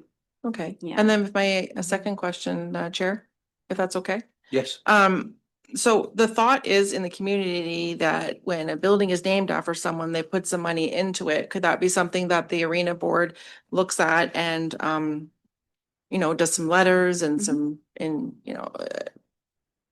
guess some networking to see if we could do that, as well as the corporations, as has been mentioned around the table. Maybe put that on them for suggestions and then to be implemented by staff in the future. Mr. Mayor, and Clerk, if I might, council, Terry has been involved in some conversations, as have I, with some corporations around corporate sponsorship. But not doing it piece by piece, building by building, but looking at it at a comprehensive level across all of your assets. So your parks, your Old Town Hall, your pools, there's only so much of a pot to dip into. And so you want to make sure that when you're pulling to one, you're not taking away from other. And so hopefully we'll be able to continue the conversations with those agencies, come back to council around sort of what sort of these consultants can help to support, and then build you a much more comprehensive corporate sponsor advertising dollar policy. Okay, great. I appreciate that. Thanks for the insight. Further questions, anyone? Seeing none, could I have the recommendation, please? The recommendation is that West Elgin Council hereby receives the arena floor repairs report from T. Toshchuk, Manager of Community Services Clerk, and that council approve the quote from Athletica Sports Systems, Inc. in the amount of $13,240 plus HST for the supply of rubber flooring for the Bo Horvat Community Center. And further, that council approved the quote from Machado's General Contracting in the amount of $6,400 plus HST to complete concrete repairs at all four corners of the arena floor to address gaps created by the radius changes associated with the new dasher board installation. And further, that council authorized staff to reallocate the $20,000 approved in the 2026 municipal budget for Zamboni repairs towards the arena flooring and concrete corner repairs project, as the timing of the 2026 arena season did not permit the Zamboni to be sent away for the planned summer repairs. Move it, please. Yes. Councillor Sousa, seconded. Councillor Statham. All in favour? That's carried. Thank you. Okay, so we go to 8.2.3, review of public notice policy. And it's over to you yet again. I got a couple more. Thank you, Mr. Mayor. Through you to council. This report is presented to you today. As we all know, our West Elgin Chronicle stopped operation as of July 1st. So we were notified roughly mid-June. So what we have done is we did a public survey. We had it out on social media. We had it out on our website, asking people to submit their comments on where they get their news from. So as you'll see in the report, social media is certainly the most frequent identified source with 31 responses. And then among newspapers, the London Free Press was the most identified with 18 responses, and then 8 for the St. Thomas Journal and 4 for Chatham Daily News. So there are certain communications that by legislation, we are required to still put it in a newsprint. So I am recommending that we go with the London Free Press, as that was identified as the most frequent within our residents. So this recommendation is, it's a two-part communication approach where legislation specifically requires it. We will go with the London Free Press as indicated. And then for majority of our municipal information and any non-statutory notices, we will continue to use our website, promote through social media, our signs in both West Lorne and Rodney, and continue to try and get the communications out as best as appropriate. Is there any questions or concerns? Yep. Yeah, Councillor Sousa. Through the chair, that number seems quite low. Pretty disappointing with the response that we got, because I heard from a lot of people in our community that were a little bit concerned and upset with the West Elgin Chronicles disappearing, and I just making a comment, a little bit disappointed with that number, and I don't think that's a true response. Like I mean, it is what it is, right? Thank you. Councillor Statham. Through you, your worship. Thank you, Madam Clerk. There was one comment that I had on this. So more of a question, I guess. For the statutory public notices that have to go into the London Free Press, I agree. I think that's the best option. Are those also going to be posted on the municipal website on our social media feeds? Okay, so it's anything that needs to be, by legislation needs to be posted in a written form is going to be put through the London Free Press, but it'll also appear on our municipal website and our Facebook, and then anything that doesn't need to be printed will be on the municipal website and Facebook. Yeah. Or whatever. Yeah. I don't have Facebook. Through you, Mr. Mayor, to Councillor Statham's point. So what I've done in typical practice is as soon as I get, they call it the tear sheet. So they show exactly what shows in the paper. That is what gets posted on our website, or social media as well. So we'll continue that with that practice. Perfect. I just don't think I don't know if anybody's seen the price of the London Free Press recently, but a lot of people aren't buying print. Unfortunately, I used to love reading the newspaper, but so I just wanted to make sure that anything that had to be released in print was also on our social media platforms, but I appreciate it. Thank you. You're welcome. Further questions? Recommendation, please. The recommendation is that West Elgin Council hereby receives the review of public notice bylaw 2007-113 following the closure of West Elgin Chronicle, report from T. Toshchuk, Manager of Community Services, Clerk, and that council directs staff to prepare a public notice bylaw to be brought back at the next regular meeting of council and repeal public notice bylaw 2007-113.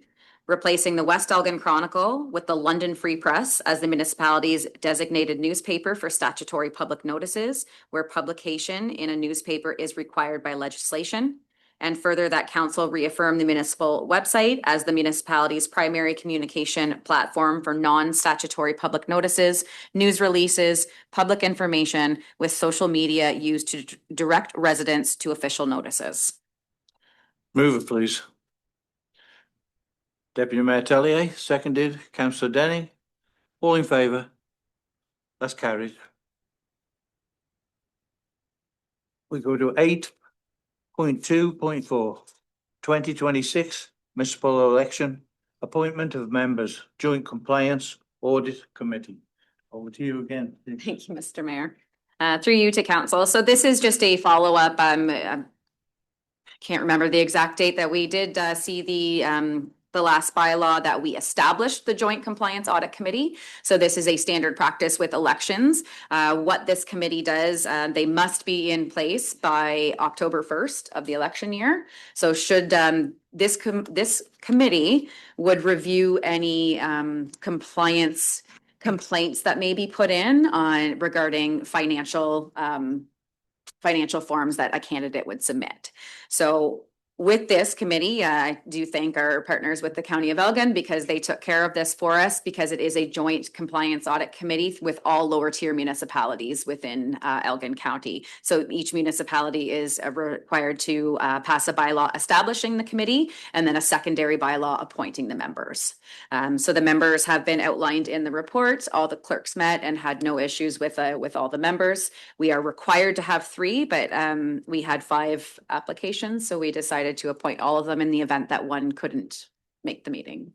Yeah. In the event there's any complaints. Any questions from council regarding that? Seeing none. Thank you. The recommendation is that West Elgin Council hereby receives the 2026 municipal election appointment of Elgin Election Joint Compliance Audit Committee members, report from Terry Toshchuk, Manager of Community Services, Clerk, and that council endorses the appointment of Christine Scrimgore, Andrew Wright, Marty Gobin, Ophelia Chang, and Chantal Theron to sit on the Elgin Election Joint Compliance Audit Committee for 2026 to 2030, and that a bylaw be adopted confirming these appointments. Move it, please. Councillor Statham, seconded. Deputy Mayor Tellier, all in favour? That's carried. Thank you. And the next is 8.2.5, Rodney Park and Miller Park Master Plan consultation. Over to you again. Thank you. Thank you, Mr. Mayor. Proposals, but Through you to council. So this report is bringing back a report to council to summarize the tenders that were received or the quotes that were received to create a Rodney Park master plan. So I don't recall the exact dates, but if you would recall that council did authorize 15,000 to move forward with a master plan for Rodney Park. However, in the 2026 budget, there was 40,000 that was approved. So this is including a Rodney Park master plan for all of Rodney Park, but also a separate Miller Park master plan for relocating the multi-purpose pad, which has been something, I don't recall again the date, but that was something that has been discussed at our council meetings, our recreation meetings, as well as something that our residents would really like for a pickleball, tennis, basketball, multi-use court. So three quotes were received, Dillon Consulting, the MBTW Group, and McQueen Galloway Associates. So one thing to mention here, the McQueen Galloway Associates, they submitted a different style of quote. So they do the actual, the consultation, the community engagement, the pop-up events, everything like that. And then they work with a partnering company to do the actual landscaping and architectural work. So they did work with two different companies. They came in relatively similar in pricing, but what MGA also did was they gave us a quote specifically just to get the concept plans. But then they also gave us a secondary quote to give us the full plan to have a tender-ready, shovel-ready document. So that being said, after review of all the quotes and the costs, the MGA GSP was the lowest price, and that is the one that staff are recommending. We are recommending to go with the option A, which is to stick within our budget amount for 2026. But then also in the recommendation is to proceed with a potential increase of that in 2027 to then have shovel-ready tender documents. The benefit of that is if any grants happen to come up right now, if there is a grant, they want you to be ready to go with the project. So this would give us the documents to be able to tender, to submit the grant application and move forward should there be a grant that comes available. I'm available. Questions? Councillor Sousa. Through you, Mr. Mayor, I just, did I hear tennis in there as well? For the multi-use court, I believe tennis is involved, but they will be able to design all that. I've received several complaints that the current tennis court is not in the best shape. And they're a little bit frustrated. They play tennis every day there. And it's great to see people still playing tennis. It's not a dead sport yet. It's still there, it's still being utilized. So I just want to make sure that was in there. Thank you. Thank you. Further questions? Seeing none. The recommendation is that West Elgin Council receive the report entitled Rodney Park and Miller Park Master Plan Consultation Proposals, and that council approve the proposal submitted by McQueen Galloway Associates, MGA, in partnership with GSP Group for the completion of the Rodney Park and the Miller Park Master Plans, and that council approve option A, consisting of MGA's community engagement and planning services at $6,000 plus HST, plus GSP Group's design, development, and construction documents, budget of $13,999 plus HST, for a combined total of $19,999 plus HST. And that council directs staff to incorporate the additional funds required to proceed with option B into the 2027 municipal budget proposal, and that staff be authorized to work with MGA and GSP Group to finalize the project scope, schedule, and deliverables, with the project proceeding first through community and stakeholder consultation before final concept design decisions are confirmed. Mover, please. Deputy Mayor Tellier, seconded. Councillor Sousa, all in favour? That's carried. Thank you. Which takes us on to board and committee, council reports or updates. Does any members of council have any updates from any respective committee and committees or boards? I know they're quite light in the summer months, but Notice of motion, so there was none presented prior to the meeting. council inquiries and announcements. Councillor Sousa. Through you, Mr. Mayor. Through you, Mr. Mayor, I just had, I had several constituents reach out to me. It's just more of a question towards Dave, but maybe an update on the Port Glasgow trailer park bathroom. Like I noticed several people are complaining about it's just sitting at a standstill right now, and they're wondering why no work is being done. I was wondering if you could provide us an update. Thank you.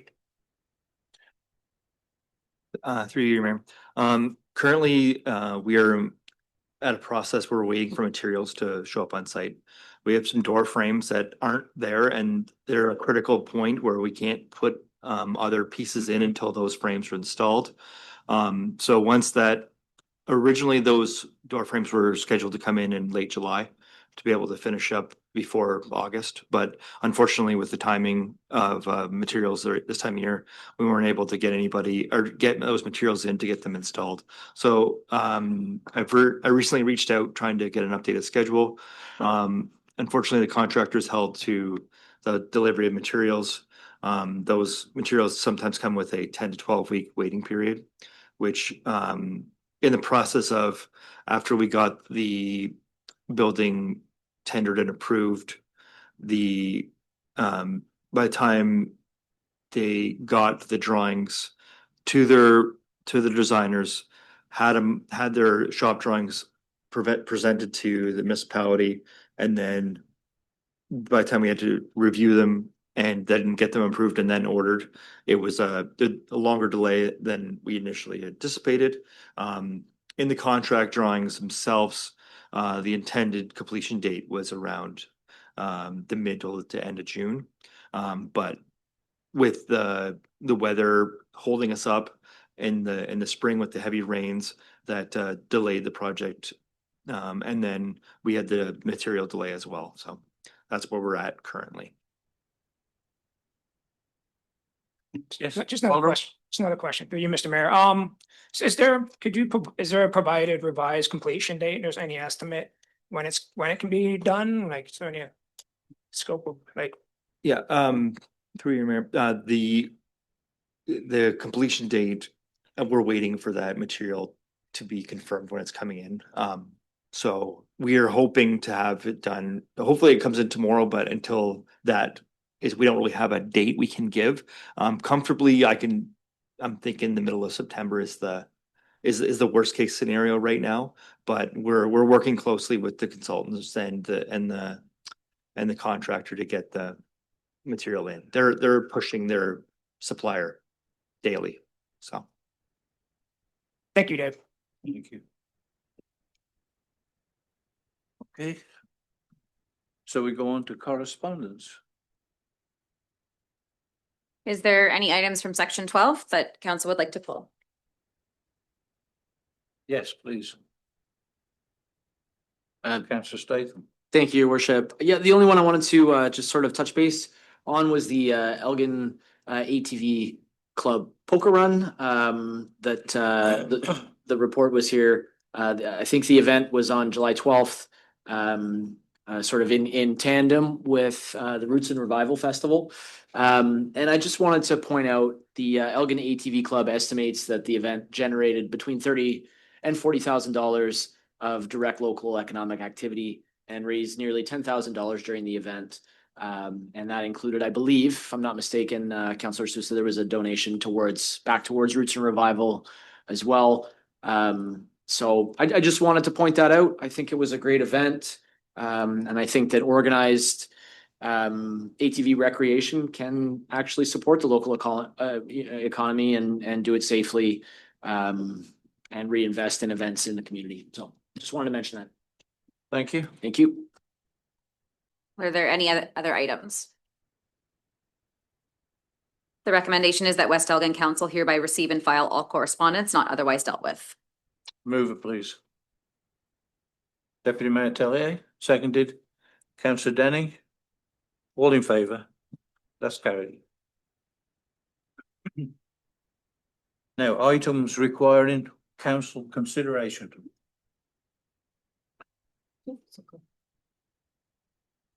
Camerad, Yep, so follow up and public delegations and submissions. Is anybody going to speak on that or not? Council, if I may, correspondence was received. And if you're wishing for administration to speak to it, we would be directed to do so.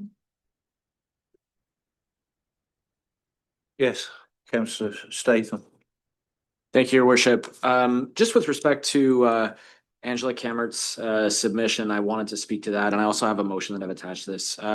So I wanted to thank Angela for bringing this forward again. I think there's a legitimate issue underneath the submission that council needs to address. I don't think council has to agree with every conclusion or every requested action in order to recognize we have an opportunity to improve how we handle substantive concerns brought forward by residents. So we've seen recently through some of our recent discussions, including the Kerr line resurfacing, why it's important that council and the public can clearly understand what authority was relied upon, what decisions were made, when council was informed, and what happens when concerns are raised. And I also don't think this is about suggesting that staff are not acting in good faith. I think it's about making sure that our processes provide council and the public with a clear record of how significant concerns are received, investigated, responded to, and resolved. So rather than trying to resolve all of the individual issues in this submission, I'd support directing administration to come back with a report on our current processes, identify any gaps, and recommend practical improvements to council oversight, documentation, and public communication. And I think that would give us an opportunity to put a better process in place, not just for this submission, but for the residents who bring concerns to council in the future. And I did have a motion that I wanted to attach to that item.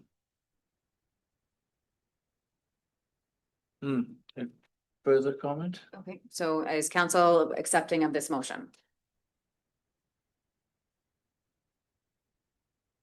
You have a motion? He did read. I can read it? Yeah. Yeah, I can read the actual. Sorry, I thought you did read the motion. I sort of did, yeah, but Okay. I can read it Yeah. word for word. So the motion is that council receive the submission from Angela Kammert and that administration report back on the municipality's current process for receiving, tracking, responding to, and reporting on substantive public delegations and submissions that raise governance, financial, operational, compliance, or accountability concerns, identify any gaps in the current process, and provide recommendations to improve transparency, council oversight, documentation, and public communication. Council Statham has made that motion. Yeah. I have Council Statham has made that motion. Councillor Statham, you made that motion. Yes, your worship. And I'm looking for a seconder. Councillor Sousa, all in favour? So we can discuss.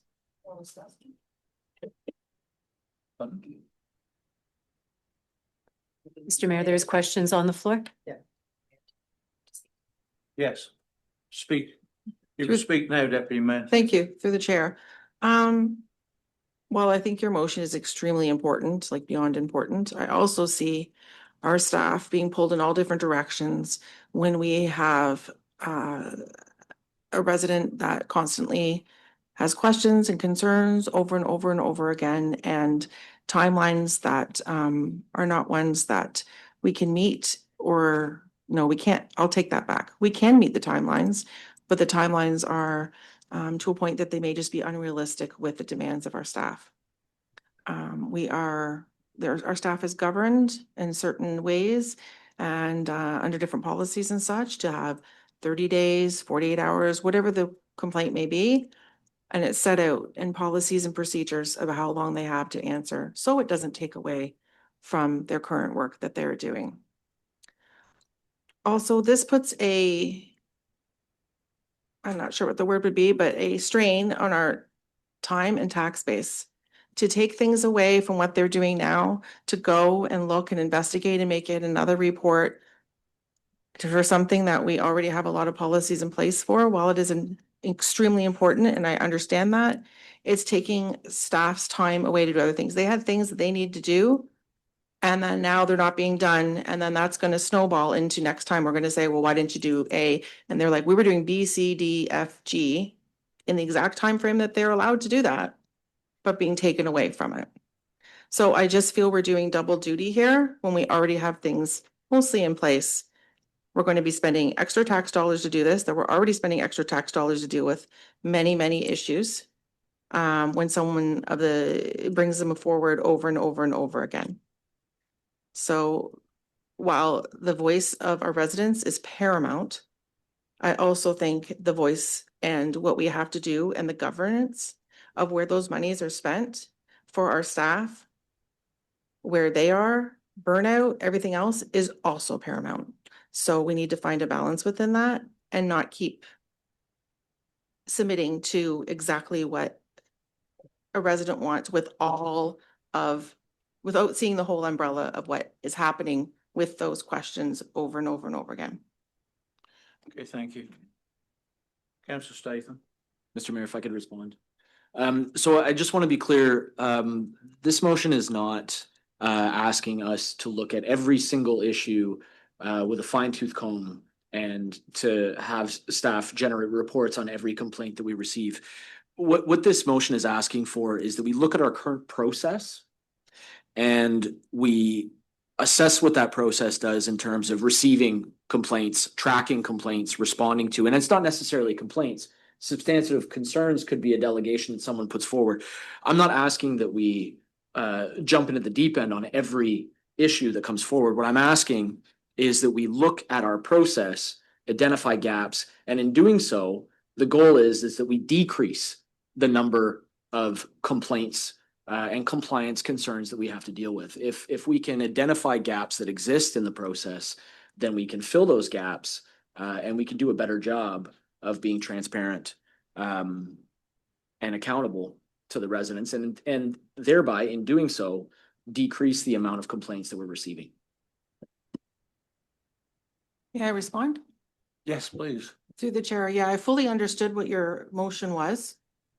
I executed exactly what my thoughts were.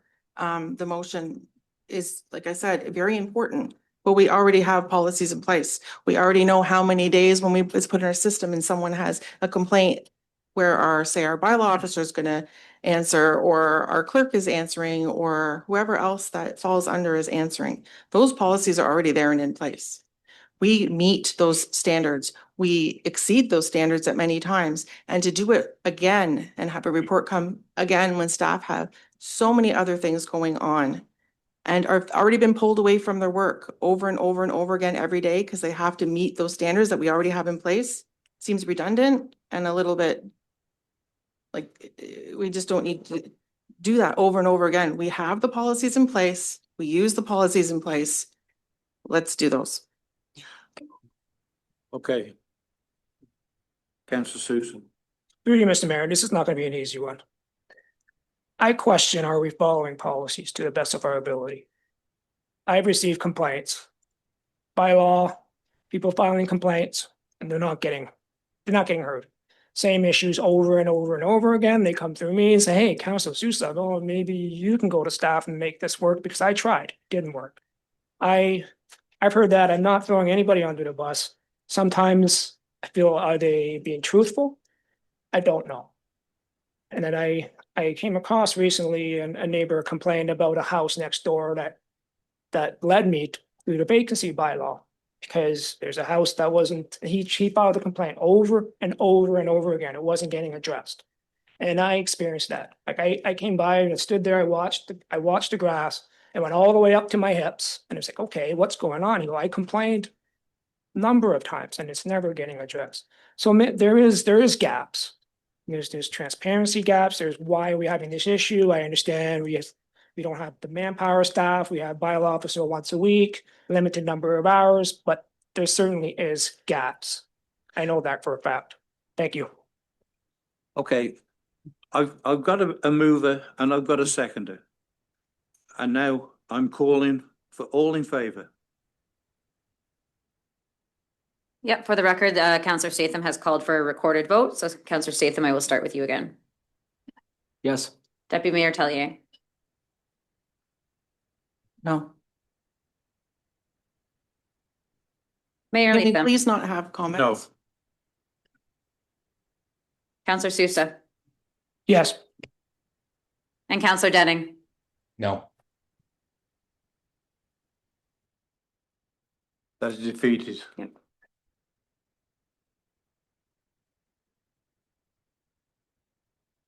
Okay, should we go to 14? No, we have one more Amendment item. support, Yep. oh, Tiny Tots. Yeah. Yeah, so I'll just review this one with council. As you'll see with the agenda package attached, that we received a letter from Shelley Smith, who is the supervisor at Tiny Tots. They are looking for a letter of support from council, so that because they are reapplying for a RFP process through the city of St. Thomas to be the lead agency and administrator to deliver the early on child and family center programs within Western Elgin County. As well as Eastern Elgin County. So I'm just looking for a motion to provide a letter of support. I can't see there's anything wrong with requesting that one. I think we can all get behind this one. Councillor Statham, are you making that motion? Yes. Thank you. Seconded. Councillor Denning. All in favour? That's carried.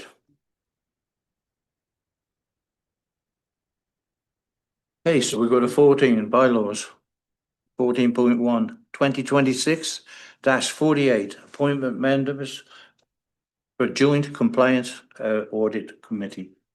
That bylaw 2026-48 being a bylaw to appoint members to the Elgin Election Joint Compliance Audit Committee for the 2026 municipal election be read a first, second, third, and final time. Move it, please. Deputy Mayor Tellier, seconded. Councillor Sousa, all in favour? That's carried. 14.2, 2026-49, Dunborough Road Drainage Deventure. That bylaw 2026-49 being a bylaw to authorize the issue of debentures in the principal amount of $28,419.33 for the construction of the 2025 Dunborough Drain construction. Be read a first, second, third, and final time. Move it, please. Councillor Statham, seconded. Deputy Mayor Tellier, all in favour? That's carried. And with that, we're going to move into a closed session. That the Council of the Municipality of West Elgin hereby proceeds into closed session at 6:05 p.m. to discuss matters pursuant to the Municipal Act, Section 239(2)C, being pending land disposition, Monroe Street, West Lorne, and Section 239(2)B, being identifiable individuals, volunteer recognition award selection, and Section 239(2)K, being contract negotiations, Port Glasgow Trailer Park winter contract. Move it, please. Deputy Mayor Tellier, seconded. Councillor Statham, all in favour? That's carried. We're going to take a 5-minute break. Okay, we're reporting back from closed session. So we're reporting from closed at 6:49 p.m. The clerk to provide a report from closed. West Elgin Council received 3 items pursuant to the Municipal Act, Section 239(2). Council provided direction regarding the volunteer recognition event and also received the following recommendations for consideration in open session. Recommendation 1, that West Elgin Council receives the Port Glasgow Trailer Park winter contract report from R. Greenall, CAO, and that Council directs staff to proceed with the delivery of the Port Glasgow Trailer Park winter contract to interested park occupants as drafted. Move it, please. Deputy Mayor Tellier, seconded. Councillor Statham, all in favour? That's carried. Recommendation number 2 is that West Elgin Council receives the report Declaration of Surplus Land, Monroe Street, West Lorne from R. Greenall, CAO, and that council declares the subject property legally described as being part of lots 17 and 18, concession 8, Aldeboro, designated as parts 3, 6, and 9 on 11R-9329, except parts 2 and 3 on 11R-10916, and the Municipality of West Elgin, County of Elgin, PIN 35113-0831, surplus to its needs, and that council directs staff to proceed with the disposition process to sell the land. Move it, please. Councillor Sousa, seconded. Deputy Mayor Tellier, all in favour? That's carried. And we go to 17, confirming bylaw. That bylaw 2026-51, being a bylaw to confirm the proceeding of the regular meeting of council held on August 13th, 2026, be read a first, second, third, and final time. Move it, please. Councillor Statham, seconded. Deputy Mayor Tellier. All in favour? That's carried. And that, now it's 18, which is adjournment. That the Council of the Municipality of West Elgin hereby adjourn at 6:51 PM to meet again at 4:00 PM on Thursday, September 10th, 2026, or at the call of the chair. Mover, please. Councillor Sousa, seconded. Councillor Denny, all in favour? That's carried. Thank you very much. Night. Good evening. Thanks, everybody.